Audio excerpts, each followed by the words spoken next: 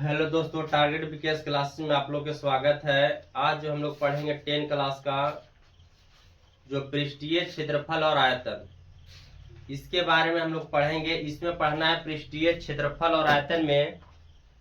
ये आपको चैप्टर का नाम है पृष्ठीय क्षेत्रफल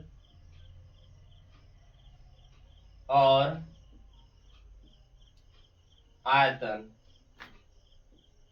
पृष्ठीय क्षेत्रफल और आयतन आपको लेसन जो आपको पाठ है वो 13 आपको है। यहाँ पर इसमें पढ़ना है घन, घनाभ, बेलन, शंकु और गोला। घन, घनाभ, बेलन, शंकु और गोला। तो सबसे पहले यहाँ पर ध्यान देंगे, मेरा फर्स्ट है घनाभ। घनाभ में देखें, घनाभ में 3 बीमा होता है, इसलिए घनाभ को बोला जाता है त्रिविमीय। यानी घनाभ में क्या होता है, तो घनाभ में लंबाई होता है, चौड़ाई होता है और ऊंचाई होता है, इसलिए घनाभ को बोला जाता है त्रिविमीय। देखिए घनाभ जो है आपको दो आयत मिलकर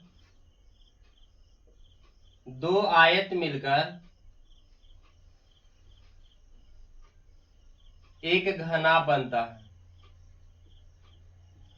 दो आयत मिलकर एक घनाभ बनता है। जैसे इसमें लेना है 2 आयत,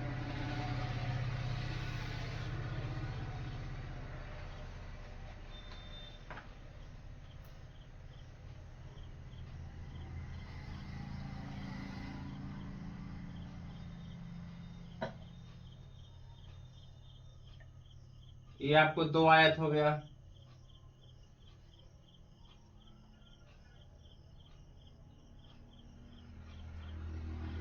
तो जो जिसमें 2 आयत लेकर बनता है वो क्या बनता है, तो वो घनाभ बनता है। यानी 2 आयत मिलकर एक घनाभ बनता है। घनाभ में क्या होता है, तो घनाभ में लंबाई, जिसको एल कहा जाता है, लंबाई, चौड़ाई यानी बी और ऊंचाई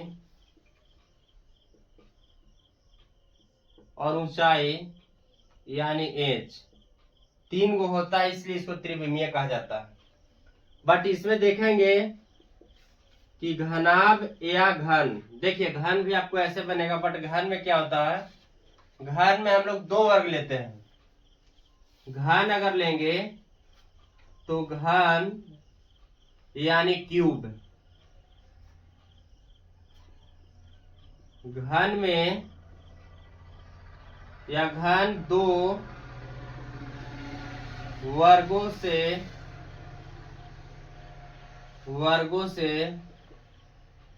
मिलकर बना होता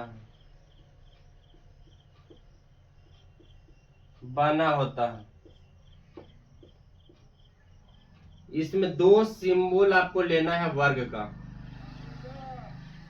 आयत के नहीं। 2 आयत लेंगे तो घनाभ बनेगा, 2 वर्ग लेना है।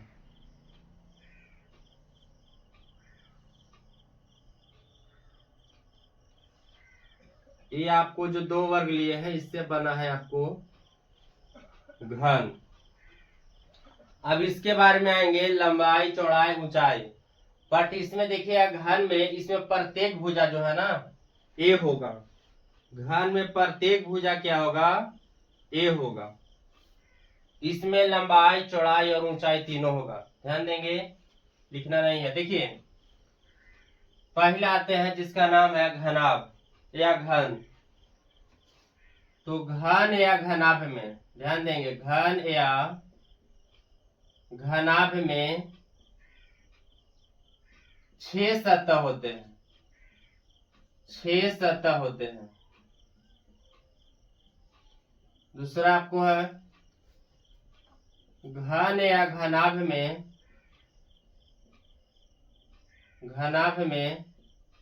4 विकर्ण होते हैं। 4 विकर्ण होते हैं। तीसरा है घन या घनाभ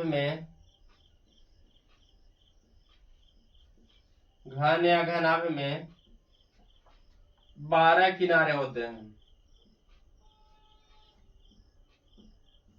12 किनारे होते हैं।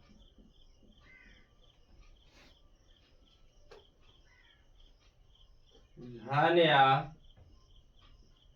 घनाभ में 8 कोने होते हैं। 8 कोने होते हैं। देखिए, घन हो या घनाभ हो उसमें आपको 6 सतह होगा। घन या घनाभ में 4 विकर्ण होते हैं और घन या घनाभ में 12 किनारे होते हैं। घन या घनाभ में 8 कोने होते हैं। जैसे घन या घनाभ कौन होता है, एक कैमरा मान लीजिए, यानी रूम मान लीजिए। अगर देखिएगा चारों क्वेश्चन आपको है और ऊपर में 4 गुने, टोटल कितना हो जाएगा, तो टोटल आपको 8 हो जाएगा। अब इसके बारे में हम लोग जानेंगे फॉर्मूला, यानी घन के आयतन बराबर भुजा की होता है। भुजा को हम लोग ए से भी डिनोट किया जाता है। घन का पृष्ठीय क्षेत्रफल, घन का पृष्ठीय क्षेत्रफल 4 गुने भुजा स्क्वायर या ए स्क्वायर, ए मतलब भुजा होता है, 4 गुने ए स्क्वायर। घन का कुल पृष्ठीय क्षेत्रफल या संपूर्ण बोलिए कुल पृष्ठीय क्षेत्रफल। घन का कुल पृष्ठीय क्षेत्रफल 6 गुने भुजा स्क्वायर यानी ए स्क्वायर। अगला है घन का विकर्ण। घन का विकर्ण बराबर √3 गुने भुजा यानी ए। अब घन के बारे में पढ़ लिए, तो अब जो मेरा पढ़ना है जिसका नाम है घनाभ। आगे ध्यान दीजिएगा, अब जो पढ़ना है जिसका नाम क्या है, घनाभ। घनाभ और घन तो परिभाषा हम लोग दे दिए, लेकिन घनाभ और घन में भी बता दें कितना किनारे होते हैं, कितना सतह होती है, कितना विकर्ण होता है, कितना कोना होता है।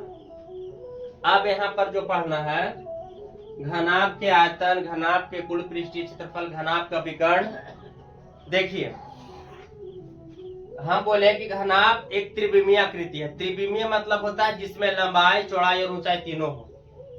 उसी टाइप के वो घन भी त्रिविमीय है। घन में क्या होता है कि प्रत्येक भुजा बराबर होती है। प्रत्येक भुजा मतलब लंबाई, चौड़ाई और ऊंचाई, यानी सबके भुजा क्या होगा, सेम होगा। ये 6 फलक होते हैं, यानी 6 जो है फलक यानी सतहकार से घिरा होता है, इसलिए उसको घन बोला जाता है। आइए घनाभ का आयतन से शुरू हम लोग करते हैं। घनाभ के आयतन, इसको आयतन के बोलते हैं, वॉल्यूम भी। घनाभ के आयतन बराबर L गुने B गुने H। इसके मतलब ये हुआ कि LBH भी बोल सकते हैं, लंबाई गुने चौड़ाई गुने ऊंचाई। दूसरा आपको है घनाभ के या घनाभ का विकर्ण। घनाभ का विकर्ण बराबर √ लंबाई के स्क्वायर प्लस चौड़ाई के स्क्वायर प्लस ऊंचाई के स्क्वायर। तीसरा पॉइंट आइए, घनाभ का संपूर्ण पृष्ठीय क्षेत्रफल।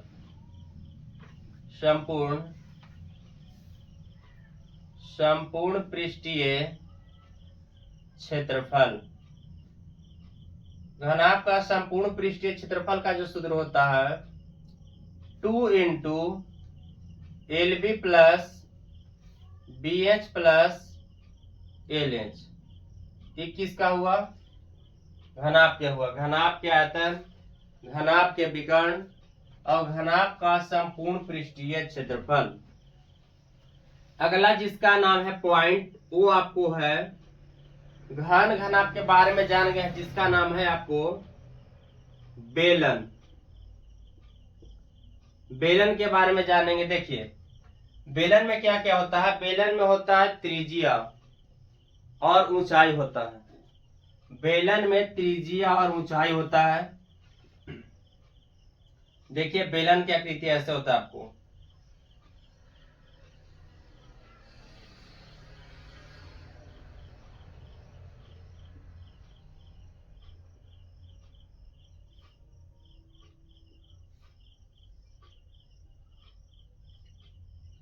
यहाँ पर होता है आपको आर यानी त्रिज्या, ये आपको हाइट यानी ऊंचाई होता है, यहाँ पर भी त्रिज्या होगा। एच यानी आप जान रहे हैं कि एच माने ऊंचाई होता है, आर माने त्रिज्या होता है। यदि पूरा इसको देखेंगे तो पूरा इसको मिलेगा परिधि को, तो यहाँ से यहाँ तक जो आपको होगा वो डी होगा यानी डायमीटर यानी व्यास होगा। जैसे ध्यान देंगे थोड़ा सा इसके बारे में जिक्र कर लेते हैं। तो घनाभ में अभी हम जो बताए, घनाभ में त्रिज्या और ऊंचाई होता है, बट यदि व्यास दिया रहेगा तो न तो व्यास भी रहेगा, व्यास दिया रहेगा तो व्यास आपको दुगना होता है किससे, तो त्रिज्या से। तो इसको लिख सकते हैं R बराबर D/2। R बराबर D/2 के मतलब हुआ कि त्रिज्या आधी होती है और व्यास दुगनी होती है। D बराबर 2R यानी व्यास दुगनी होती है किससे, त्रिज्या से। अब इसमें जो हमको पढ़ना है पाई के भी मान, तो देखिए पाई के 3 मान होता है। एक पाई के मान होता है 22/7 और एक होता है पाई के मान 3.14 और एक होता है पाई के मान 180 डिग्री। लेकिन डिग्री में दिया रहेगा तो 180 डिग्री किसका वैल्यू है, तो पाई के है, और पाई के मान 22/7, एक और पाई का वैल्यू है 3.14। देखिए बेलन के, अब हम लोग आएंगे बेलन के आयतन, क्षेत्रफल और संपूर्ण पृष्ठीय क्षेत्रफल। तो बेलन का वक्र पृष्ठीय क्षेत्रफल, बेलन के वक्र पृष्ठीय क्षेत्रफल, बेलन के वक्र पृष्ठीय क्षेत्रफल होता है 2πr/h। बेलन का आयतन, बेलन का आयतन बराबर πr²h।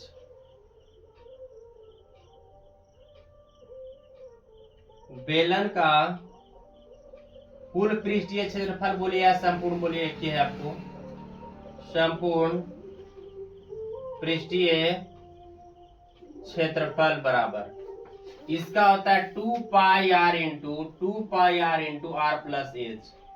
बेलन के कुल पृष्ठीय क्षेत्रफल बोलिए या संपूर्ण पृष्ठीय क्षेत्रफल बोलिए। अब आते हैं घन, घनाभ, बेलन हो गया। तो आपको चौथा जो पॉइंट है जिसका नाम है शंकु। देखिए शंकु की अगर आकृति देखेंगे तो शंकु की आकृति क्या होता है, मतलब त्रिभुज टाइप के रहता है। इसका जो नीचे आपको पोर्शन है वो आपको वृत्ताकार दिखाई देगा, ये आपको शंकु है। शंकु में क्या क्या होता है, तो शंकु में आपको आर होगा यानी त्रिज्या होगा, इसके बाद एच हाइट यानी ऊंचाई होगा, इसके बाद एल, एल को बोलते हैं तिर्यक ऊंचाई। चलिए इसके बारे में हम लोग जान लेते हैं। आर को बोला जाता है त्रिज्या, डी को बोला जाता है व्यास, और एच को बोलते हैं हम लोग ऊंचाई यानी हाइट, और एल बोलते हैं तिर्यक ऊंचाई, तिर्यक ऊंचाई। एल को बोला जाता है तिर्यक ऊंचाई। इनको में हम कुछ ही पॉइंट आपको समझाएं। ये आपको जो आकृति बना है ये शंकु के है। हम बताएं कि शंकु में क्या क्या होता है। तो शंकु में आपको त्रिज्या होगा, इसके बाद ऊंचाई होगा, ई आर होगा, आर यानी जिसको बोला जाता है त्रिज्या, त्रिज्या, एच यानी हाइट यानी ऊंचाई, और एल यानी तिर्यक ऊंचाई। इसको मान लिया कोई भी पॉइंट मान सकते हो, ए ओ बी। जब इसको जोड़ेंगे ना परिधि को तो ये व्यास कहलाएगा। इसको जब जोड़ देंगे यहां से यहां तक तो पूरा क्या कहलाएगा, व्यास। बट ध्यान दीजिएगा अब इसके बारे में भी हमको जिक्र करना उचित है। इसमें पता है कि पाई के मान 22/7 या 3.14। पाई कौन संख्या, अपर में, लेकिन 22/7 कौन संख्या, प्रमेय संख्या। ये आपको पिछले कक्षा में बता दिए। देखिए आपको है शंकु का वक्र पृष्ठीय क्षेत्रफल, या इससे पहले इसके बारे में जानते हैं कि यदि मेरा एल दिया है और आर दिया है तो एच कैसे निकलेगा। इसके बारे में थोड़ा भी पढ़ लेते हैं हम लोग। जैसे फर्स्ट आपको यहां से स्टार्टिंग करते हैं फॉर्मूला किसका, तो शंकु का। तो एल बराबर यानी तिर्यक ऊंचाई बराबर under root R square plus H square. Exam में बहुत बार पूछा जाता है, दो को आपको दिया रहेगा या एल दिया रहेगा आर दिया रहेगा, पूछेगा कि एच निकालें, तो एच बराबर भी निकालेंगे। एच बराबर अंडर रूट एल के स्क्वायर माइनस आर के स्क्वायर। तीसरा आपको है आर बराबर अंडर रूट एल के स्क्वायर माइनस एच के स्क्वायर। यानी एल निकालने के लिए रहेगा तो आर के स्क्वायर और प्लस एच का स्क्वायर करेंगे, दोनों का जोड़ के वर्गमूल निकाल देंगे, मेरा निकलेगा एल। एच निकालने के लिए रहेगा तो बड़ा यानी सबसे बड़ा इसमें होता है तिर्यक ऊंचाई, जिसको बोलते हैं तिरछी ऊंचाई बोलते हैं। L square minus R square, L के स्क्वायर में से आर के स्क्वायर घटाएंगे और इसका वर्गमूल करेंगे तो एच प्राप्त होगा। आर भी निकालना है तो एल के स्क्वायर में से एच के स्क्वायर घटाएंगे तो आर निकलेगा। इसके बाद शंकु का वक्र पृष्ठीय क्षेत्रफल, शंकु का वक्र पृष्ठीय क्षेत्रफल, शंकु के वक्र पृष्ठीय क्षेत्रफल का फॉर्मूला होता है आपको पाई आर एल। पाई आर एल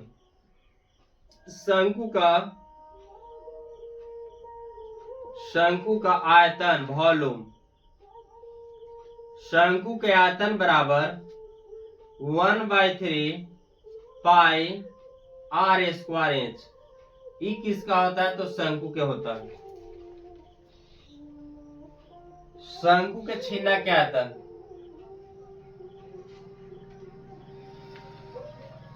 शंकु के छिन्ना के आयतन, शंकु के छिन्ना के आयतन बराबर, देखिए इसका जो सूत्र होता है 1/3 पाई एच इंटू बड़ा आर के स्क्वायर प्लस छोटा आर के स्क्वायर प्लस बड़ा आर गुने छोटा आर लिख सकते हैं, या गुना न लिखे आप बड़ा आर और छोटा आर। नेक्स्ट है आपको शंकु के संपूर्ण पृष्ठीय क्षेत्रफल, शंकु के संपूर्ण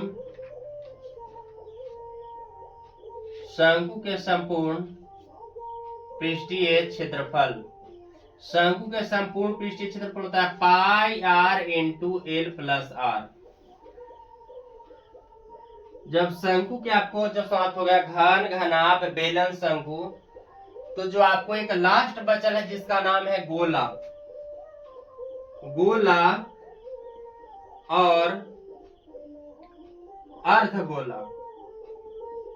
अर्धगोला देखिए ये पूरा जो आपको पार्ट दिखाई दे रहा होगा ये आपको गोला होगा, ये आपको गोला होगा, और ये जो आपको जो पार्ट होगा ये आपको क्या है, अर्धगोला है। तो सबसे पहले हमको जानना है कि इसमें क्या होता है। तो देखिए गोला में आपको त्रिज्या होता है, ऊंचाई नहीं होता है। गोला में ओनली अगर देखा जाए तो गोला में ओनली या अर्धगोला में आपको त्रिज्या होगा, न तो इसमें आपको ऊंचाई होगा न इसमें आपको तिर्यक ऊंचाई होगा। देखिए गोला के भी बारे में जान लेते हैं। गोला के आयतन, गोला का आयतन या वॉल्यूम में लिखिएगा चलेगा। गोला के आयतन 4/3 पाई आर क्यूब। अर्धगोला के आयतन,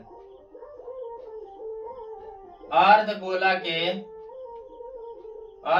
का आयतन, अर्ध मतलब होता है आपको आधा, यानी 4 है तो ऊपर हो जाएगा आपको 2/3 पाई आर क्यूब।